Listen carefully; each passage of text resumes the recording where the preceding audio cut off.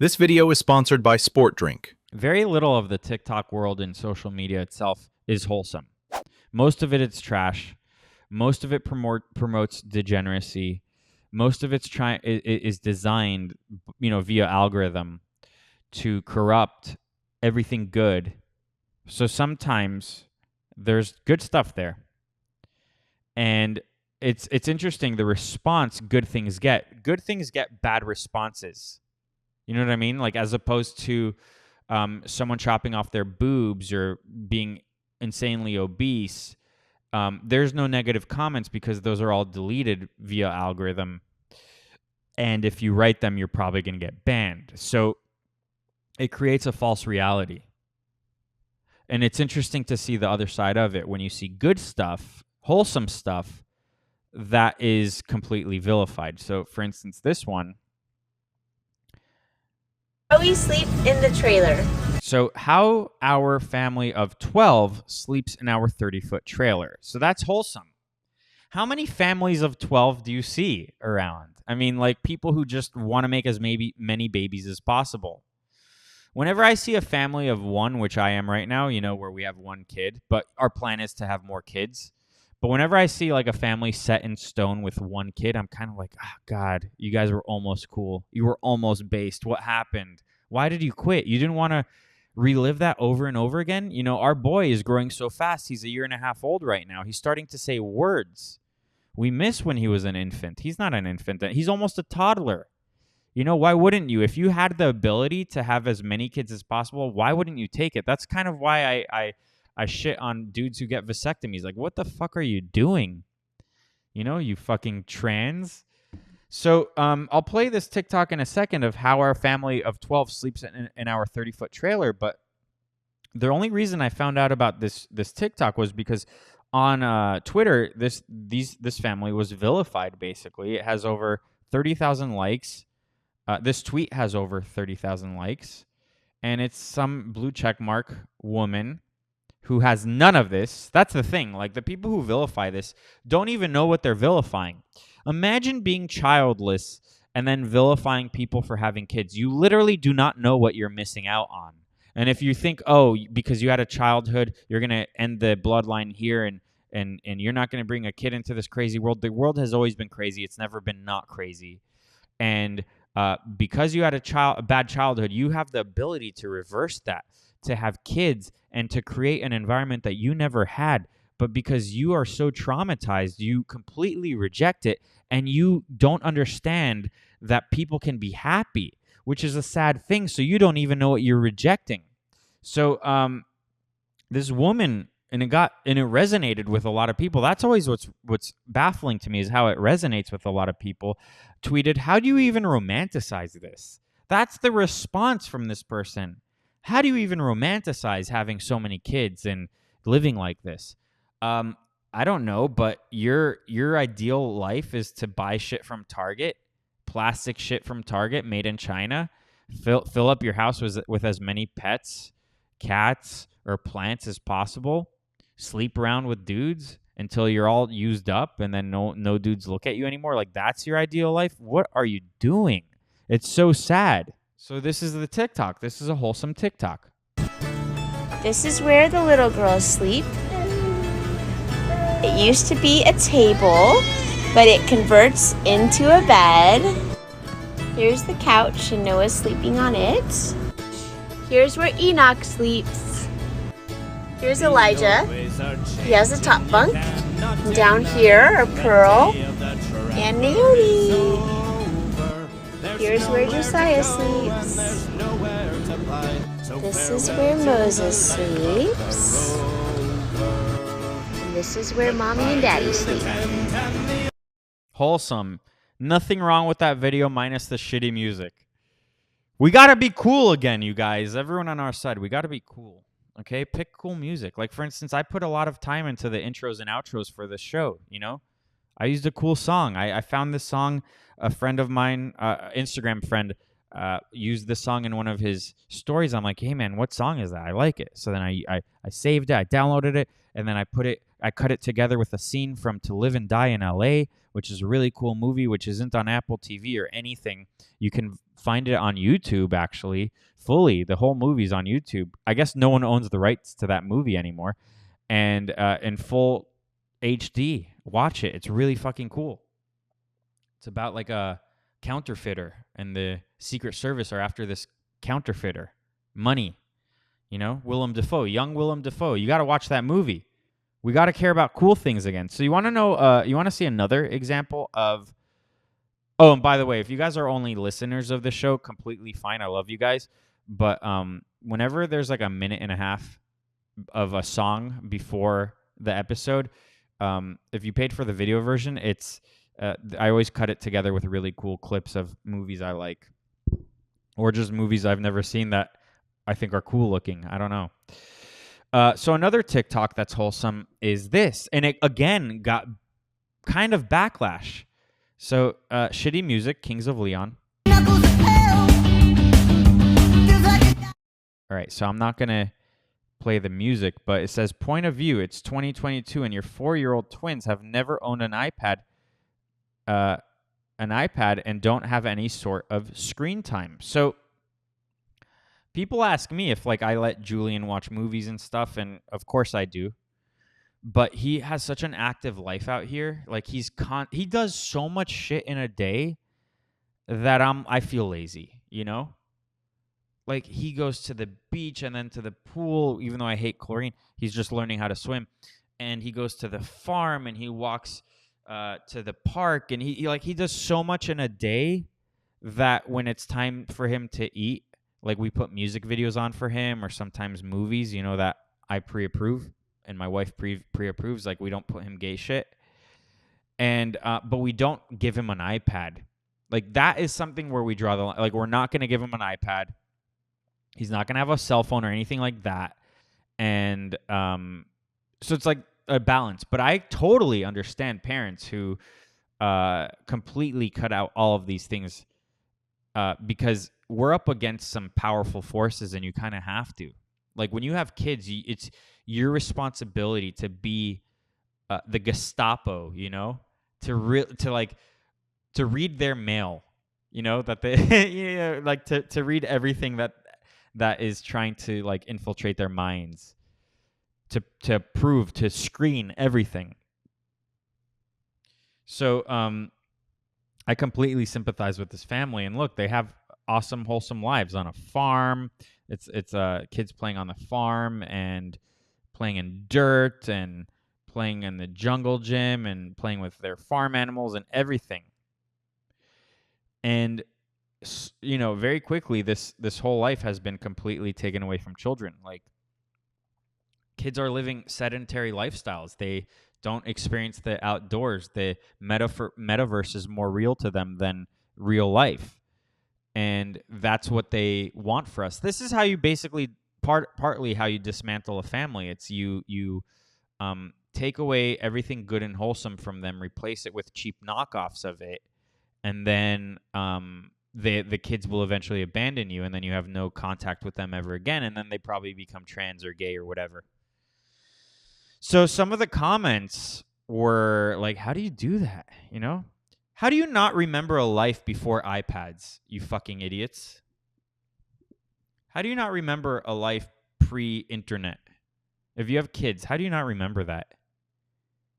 Your parents raised you without a portable computer. They raised you with that. Are you saying you're weaker than your parents and dumber than your parents? You should be smarter. You should know more. They should have imparted their knowledge onto you, and then you build off of that, and you should know more. So this is some of the comments. I agree with the limitations on screen time, but allow movies and such. They allow creativity. And who knows, you may have a future director on your hand. No! That's the thing I hate with parents these days, or, you know, the NPC.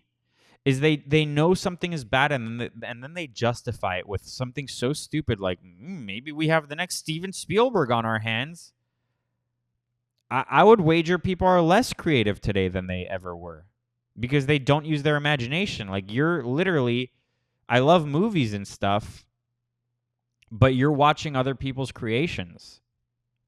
You know? I mean, even, by the way, and I have obviously nothing against reading books, but for instance, when you read fiction and all that, you're in someone else's imagination.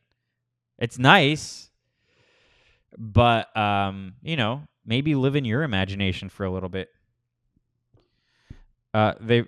Someone, I don't know if this is a bad comment, I'm just going to read it. They've never been in an environment where a movie or a TV show was in the background.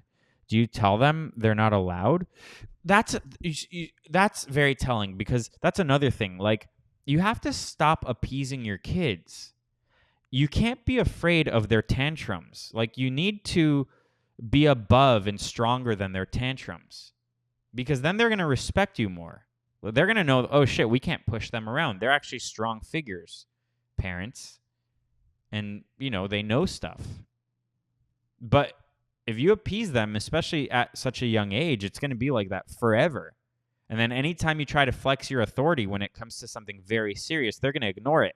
Can you talk about more about this? What a dumb sentence. What's the hardest part? Do you feel like they are missing out? I mean, people really are clueless. It's amazing. Someone said they're going to appreciate you did this. So there is some good comments too. Any moms feeling bad? We have 1,200 acres. We go out every day, and my son still gets screen time. Y'all do you. Like, we don't need to know that. Kind of like what I told you guys. Like, yeah, Julian, has such a busy day, so we don't feel super bad letting him watch TV. But I'd much rather do what they're doing, actually. I respect it completely. Oh, this is a comment I hate. Someone said, okay, I think this is a really sweet idea, but the future is tech. There isn't a future without tech. At least educate them on it young. Letting kids watch Peppa Pig on an iPad doesn't educate them shit about tech, you retard. If they have an aptitude for it later on, they're going to go gravitate towards it naturally like they would anything else. And not only that, I'm not convinced that the future is completely tech, even though literally this whole show exists because of tech. I'm not convinced that the future is tech. I mean, it very well looks like it, but you know what else is? Artisanal stuff, handmade stuff. The more global homo takes over everything, the more people are going to gravitate towards handmade stuff. Sport Drink is a delicious, sparkling blend of real citrus. Its athletic electrolyte drink powder is handmade in the United States. Made of real cane sugar, real fruit, clean salt, and toxin-free ingredients. It provides the exact ratio needed to prepare and refuel the body. Try it and feel the full power of Sport Drink. I wouldn't say this is really a wholesome TikTok, but in my mind, it kind of is. So all those TikToks I make fun of the females who have email jobs, and all they do is email, and they're in daycare all day? I found a version of that, and this got millions of views. I found a version of that with this Siberian chick. So this woman who's Siberian, and she moved to the States.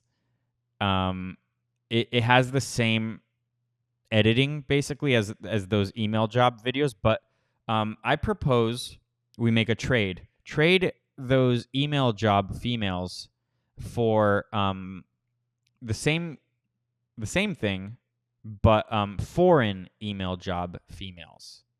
So I'll show you what I mean. And the person who tweeted this video said there's pretty much everything in this video is quotable. And it's just that funny. It's like a really funny video.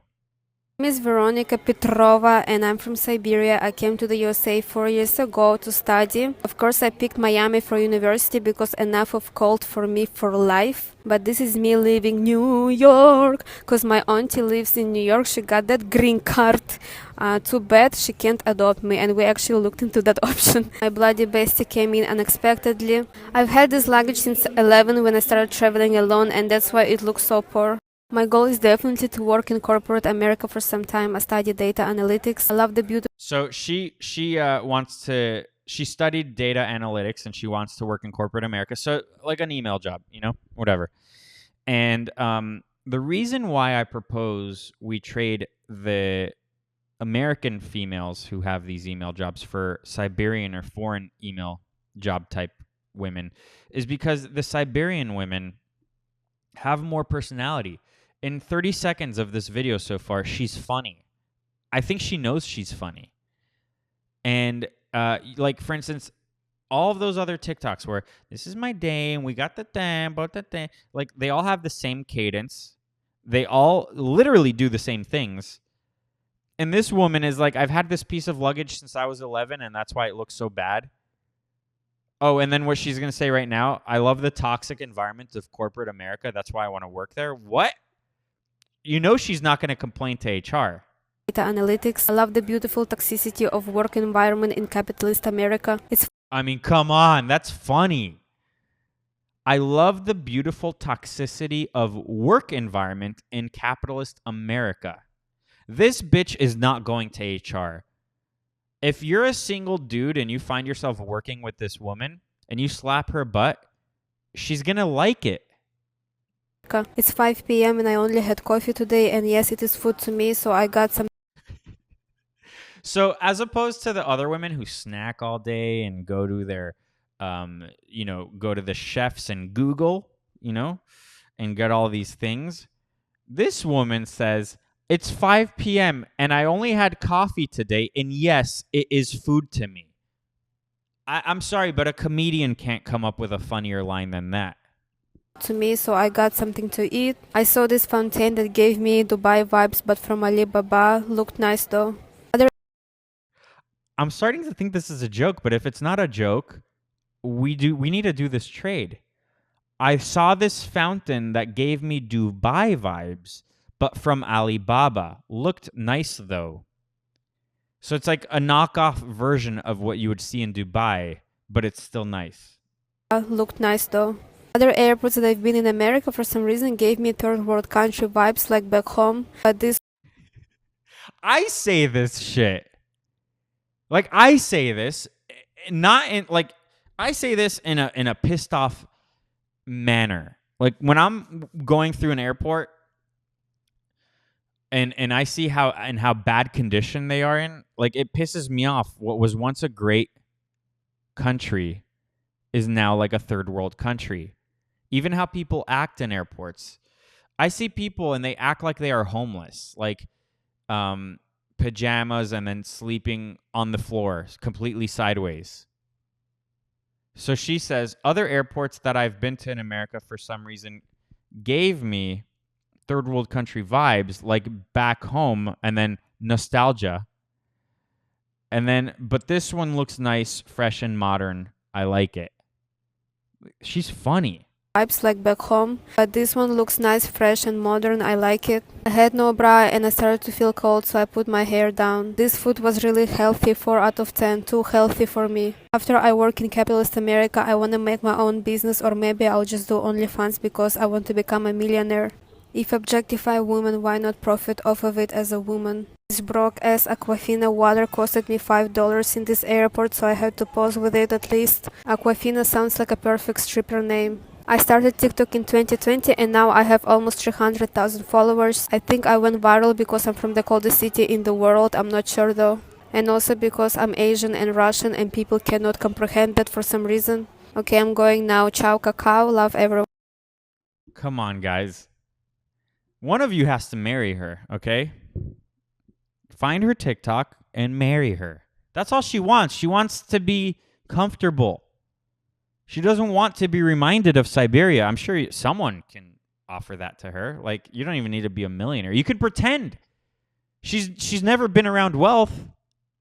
So, if you make $100,000 a year or something, first of all, up your subscription to the show. But then you can, show her that you have a nice home in the suburbs and a car and air conditioning. And then be like, hey, I'm a millionaire, and she'll believe you. Go marry her. I mean, she makes funny TikToks. She can continue doing that.